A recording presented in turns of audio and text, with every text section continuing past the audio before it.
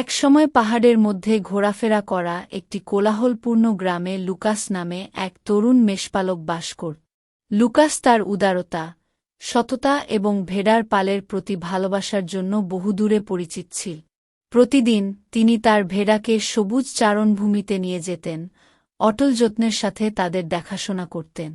এক উজ্জ্বল সকালে লুকাস যখন তার ভেড়াকে চড়াতে দিচ্ছিল, তখন তিনি একটি সুউচ্চ ওক গাছের নিচে অবস্থিত একটি সোনার বুকে হোঁচট খেয়েছিলেন।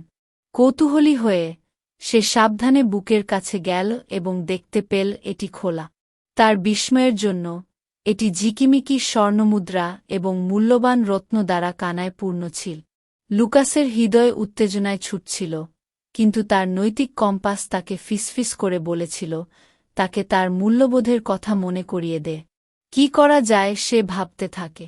গুপ্তধন রাখা তাকে তার বন্য স্বপ্নের বাইরে ধনী করে তুলবে, কিন্তু সে জানত যে এটি অন্য কারোর জন্য যা কষ্ট পেতে পারে। অনেক চিন্তাভাবনার পর লুকাস গ্রামের প্রবীণ, একজন জ্ঞানী এবং সম্মানিত ব্যক্তির কাছ থেকে পরামর্শ নেওয়ার সিদ্ধান্ত নেন। প্রবীণ লুকাসের গল্প মনোযোগ সহকারে শুনলেন এবং ভেবেচিন্তে মাথা নাড়লেন। লুকাস, আমার ছেলে, সে মৃদুস্বরে বলল, সত্যিকারের সম্পদ বস্তুগত সম্পদের নয় বরং ব্যক্তির চরিত্রের সমৃদ্ধির মধ্যে থাকে। বৃদ্ধের কথায় উৎসাহিত হয়ে লুকাস গুপ্তধনের সঠিক মালিক খুঁজে বের করার সিদ্ধান্ত নেন। গ্রামবাসীদের সহায়তায় তিনি তার আবিষ্কারের কথা ছড়িয়ে দেন বহুদূরে।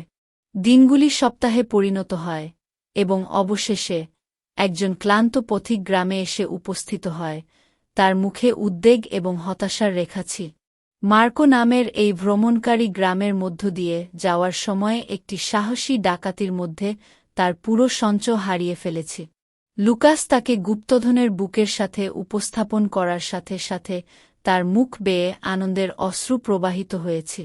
তুমি মানবতার প্রতি আমার বিশ্বাস পুনরুদ্ধার করেছ, মার্কো চিৎকার করে বলল, লুকাসকে শক্ত করে জড়িয়ে ধরে। লুকাসের নিঃস্বার্থ কাজের খবর দাবানলের মতো ছড়িয়ে পড়ে। যারা তাকে চেনেন তাদের কাছ থেকে তাকে প্রশংসা ও শ্রদ্ধা অর্জন করে।